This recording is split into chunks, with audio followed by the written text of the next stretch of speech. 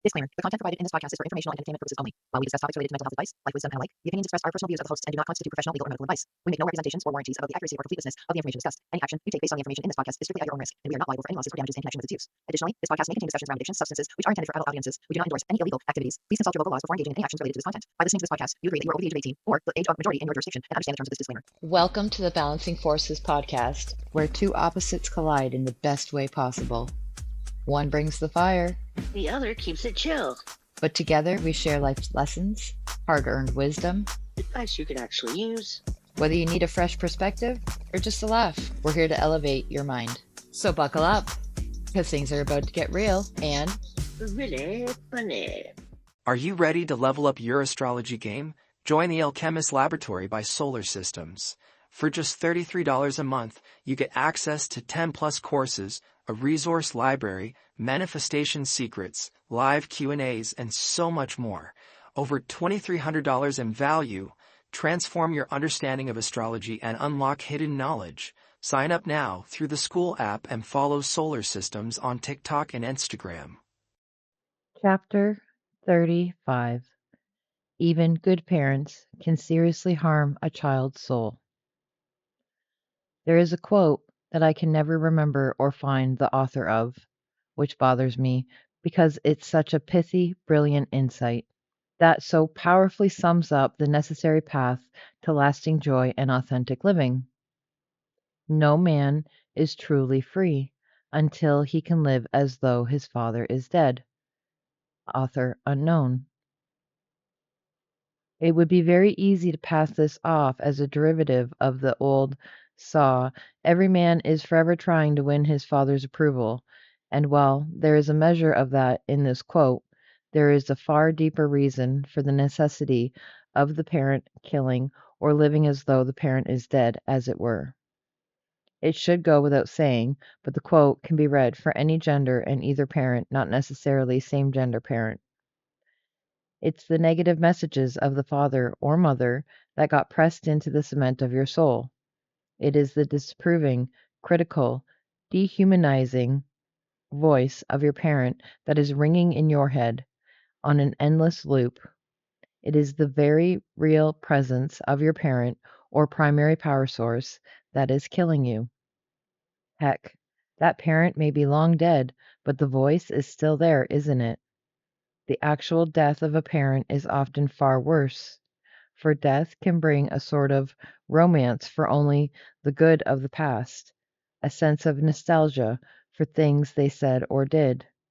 Or it can bring a sense of a greater power, wisdom, or truth to what they said, even when precisely the opposite is, in actuality, true. The deceased parent may have been completely full of hateful, demeaning, or simply meaningless crud, but their death and the wistfulness that can accompany it, not to mention filial loyalty, often led to a substantiation of words that never had value to begin with. Or, in many cases, it's actually easier for the child, whatever age she may be, to separate herself from the parent's messages when she hates the parent or has a crummy relationship with the parents today.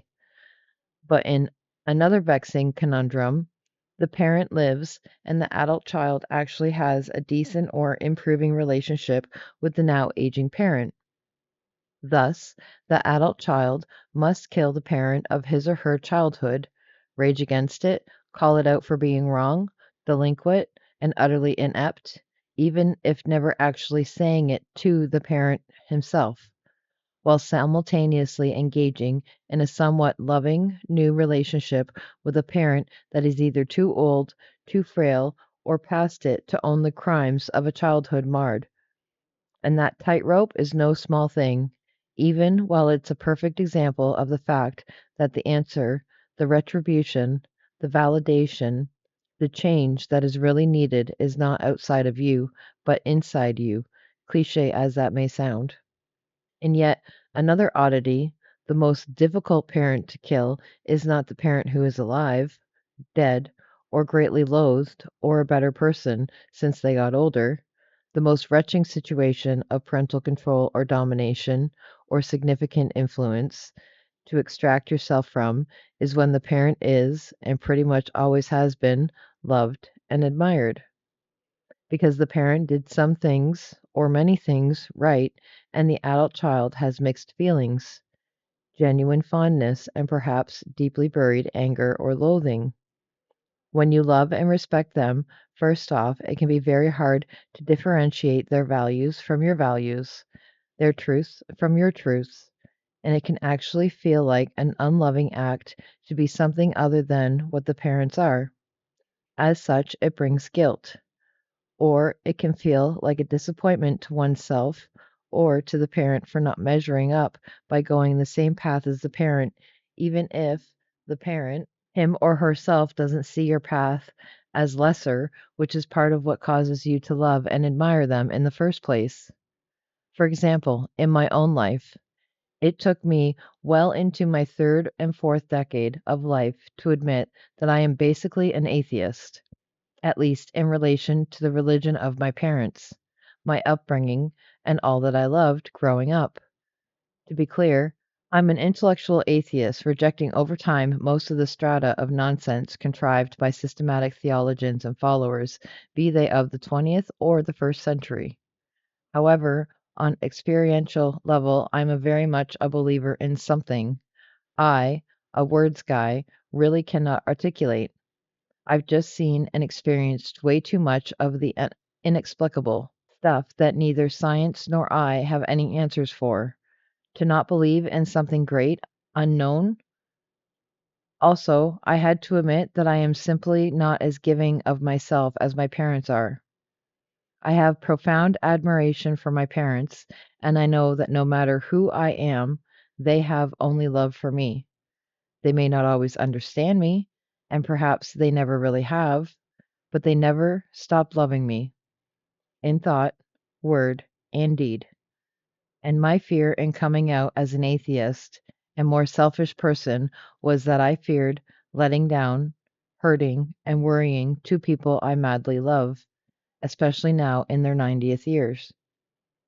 But I had to do it.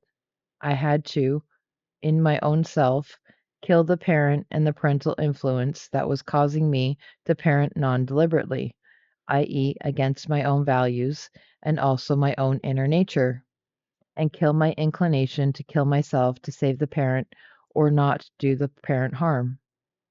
Over the decades, I have had numerous clients and even some friends discontinue counseling with me at the point I require them to write a letter to their living or dead parents, or a dominating, influential sibling or extended family member.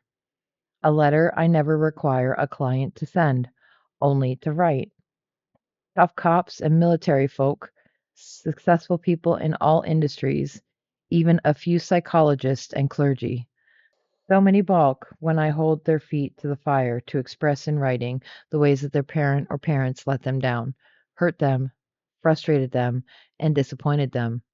And when I require my client to then, in the same letter, express the fullness of their feelings of hurt, anger, sorrow, and even rage, even when I will help them see and admit in the counseling session many of these things, often through what they inadvertently reveal or leave clues to in the autobiography I require of them.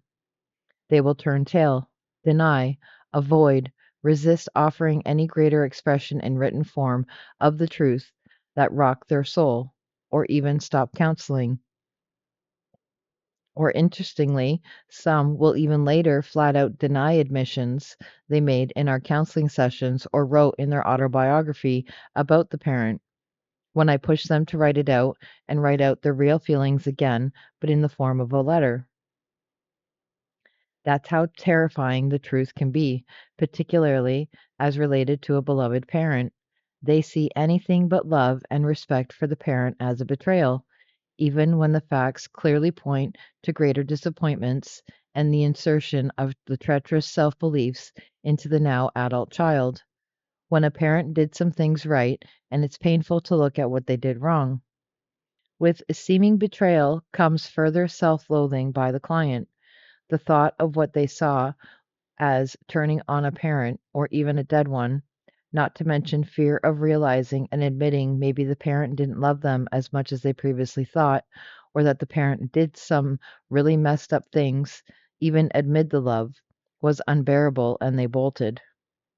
Parenthetically, I've seen people exhibit the same behavior when the person in need of killing was not a parent but a lover, usually unrequired to some degree. They so idolized and longed for that lover that they couldn't bear to look at the truth of what the lover did and how the lover made them feel. And these same clients and friends then cannot figure out why their lives never seem to change and why they can't figure out their own inertia or incessant inner wrangling. To fully admit the truths of their life would turn everything on its head. Villains become heroes and heroes villains. And for some people, that's just too much to bear. So, sadly, they will continue to suffer and lose more time until the pain gets bad enough.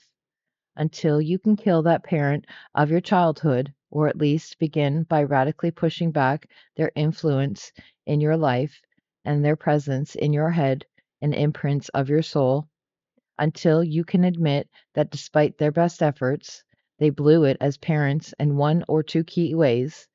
Despite other successes, you'll never get out of your crud, never be free. It will always be in you. You can pretend to be the together adult, but the real wound and negative core beliefs are still eating you up inside, guaranteed. Your parents may be wonderful people now, I have no idea, but they screwed up as parents, at least in one or two critical ways. They may have had a world of great intentions.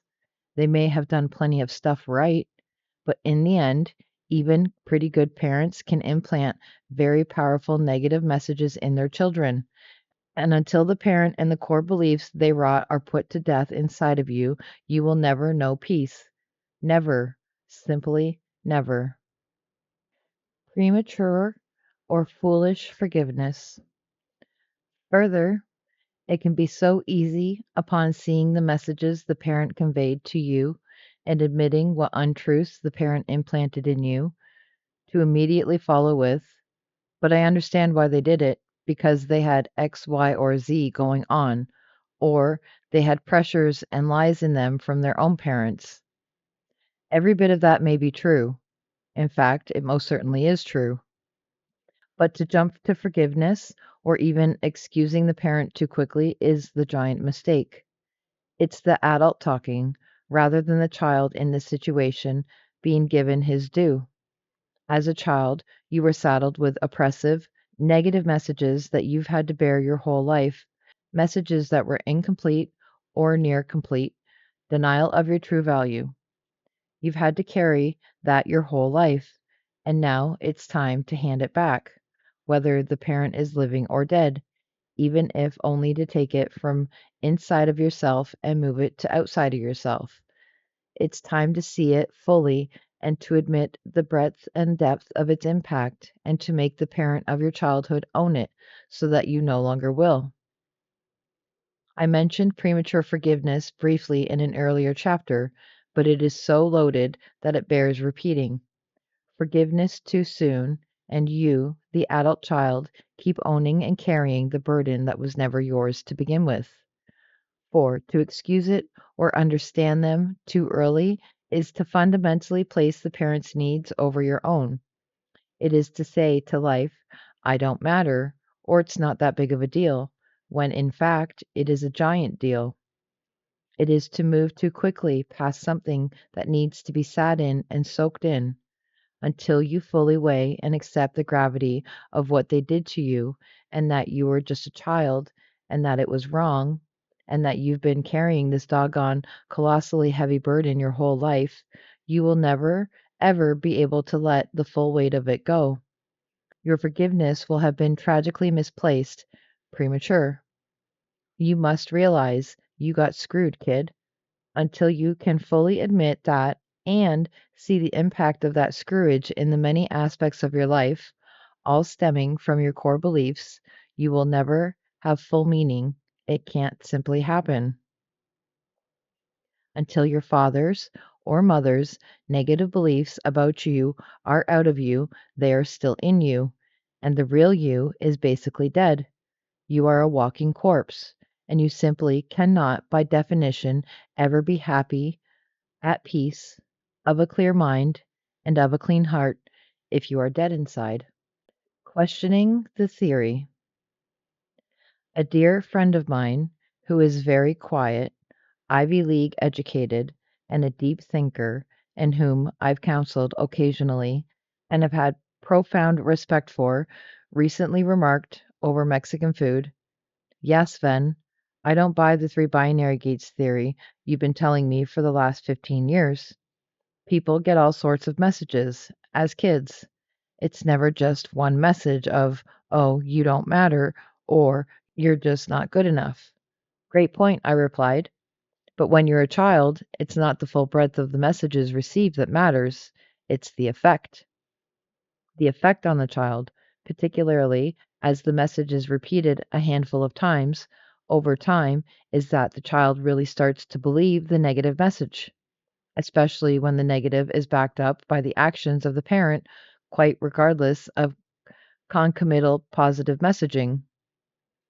Think about this. When you have your end of the year review at work and your boss tells you 10 things you're doing great and the 2 things you need to work on and improve, which are you going to be thinking about as you walk out the door, even over the next few days, as you celebrate New Year's? You're thinking about those doggone 2 things that your boss nailed you on. As adults, you and I tend to do that when we get any sort of feedback on just about anything. We tend to hear the negative far more loudly than the positives, right? Right. So, how much more prone to focusing on negative feedback is a child? How much more vulnerable is a child who, by his nature, just believes what adults say, particularly the ones that he or she most loves and respects? It doesn't even take repetition for the child to begin to own it. But add that repetition, and even the mild negative messages becomes deeply pressed into the cement of the child's soul. It quickly becomes concretized as the very bedrock of the individual's identity, even if such an outcome was never ever intended by the parent. But a parent will defend herself up and down to the adult child with, "But you're not seeing all the good I did." Irrelevant. The bad is more powerful than the good. Recognizing this extreme susceptibility to negative influences that children have, is it really any grand stretch to understand how even generally good parents can do some serious damage? Working my way through college and graduate school, I worked in many restaurants, getting to know many chefs. I was caught by these masters of ingredients, chemistry, heat and cold, and recipes that there are certain recipes and certain ingredients that are so sensitive, so requiring of a gentle touch and extreme care, that even the most brilliant master chef can easily mess them up on any given night. Ask a pianist about Rock 3 or Bach's well-tempered clavier. Ask a coach, personal trainer, or serious natural bodybuilder about the tightrope of the holy grail of simultaneously growing serious muscle and staying trim. Ask a trade or investor about the extreme volatility of dealing in derivatives. Ask even a command pilot with thousands of hours of flight time about flying aircraft in wind shears and unpredictable air. Heck, one of my clients was a former drug dealer, intimately familiar with the production side of marijuana, who informed me that even the tiniest fraction of lighting errors in growing marijuana can result in the loss of an entire crop, or at the very least, a radical reduction in quality and hence profitability. In a great many professions, arts, and sciences, there are certain elements and situations so tenuous, so fickle, so unsteady, or so temperamental that even the most accomplished in the field can screw them up. In Formula One racing, the cars are such insanely finely tuned, handcrafted works of art, Really, that even the world's most experienced and gifted drivers routinely overtax, misuse, and mess them up. Children are the same way, times 1,000. Their spiritual development is so fragile in those earliest years that even a very deliberate parent can do damage. An adult, even a very well meaning one, can say something just once, or never meaning any harm, or in complete jest to a child, but the soul of a child has no filter or capacity to differentiate kidding from reality, large message from small. Thus, if it's heard, it gets in; if it's repeated, it sticks. Sometimes it doesn't even require repetition. One of the three binary gates gets closed. Like the most difficult recipes, the soul of a child is so sensitive, so volatile, and so utterly brittle that even a master can screw it up. Even the most loving parent can screw up. Even a rather good parent can simultaneously and unwittingly deliver two exact opposite messages to a child, simultaneously pouring love into the child's love cup and poking a hole in the child's love cup. Chew on that one for a minute. Thus, part of the damage that can happen to a child's soul is not just that negative messages get pressed into the soul, closing the gates, and the cup gets damaged, but that the positive ones do as well, such that confusion is bred inside the child. A neurotic pinging between I am no good and I am loved, between I don't matter and the real me does matter, ensues, often lasting decades into adulthood.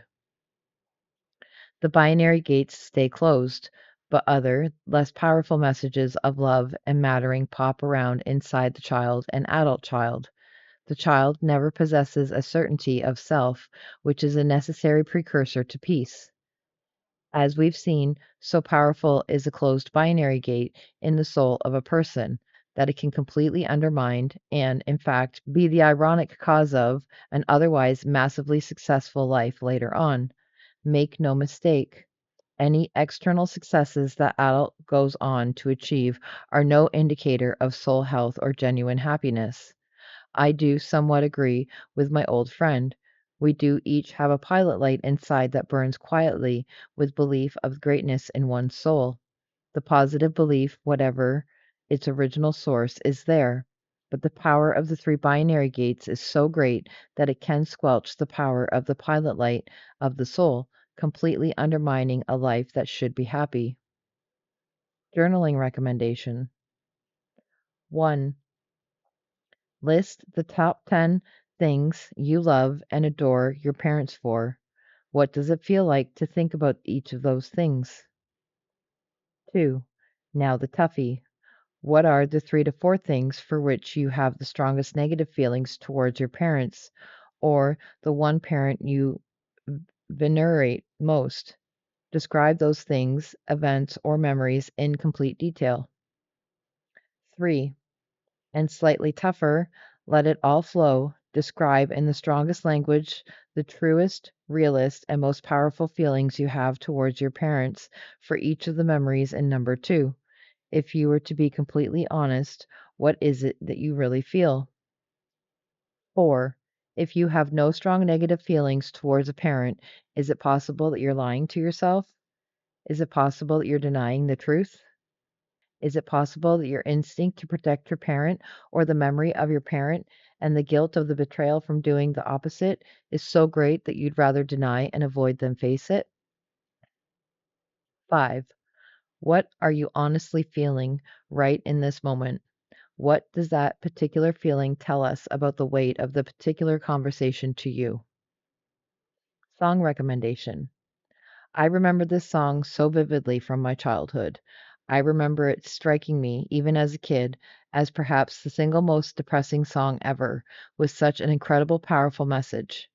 Yes, it's a song about regrets, but it is so fitting for this discussion of even great parents, well meaning parents, making colossal mistakes, and the reality that bad habits get transferred quite unthinkably from one generation to the next. Daughters raise their daughters, often in the same mistake system of beliefs and actions in which they themselves were raised, despite their efforts to do just the opposite of how they were raised. Same with the sons and their sons. Download the song and give it a good long meditation on its words and the meanings. Cats in the Cradle by Harry Chapin. So remember, we're giving away this signed autograph copy of There's a Hole in My Love Cup. To enter, just like, subscribe, and comment. Also, sign up for our Beacons link to get into the giveaway. Thank you very much for tuning in. Stay amazing, stay awesome, and remember always to keep it real.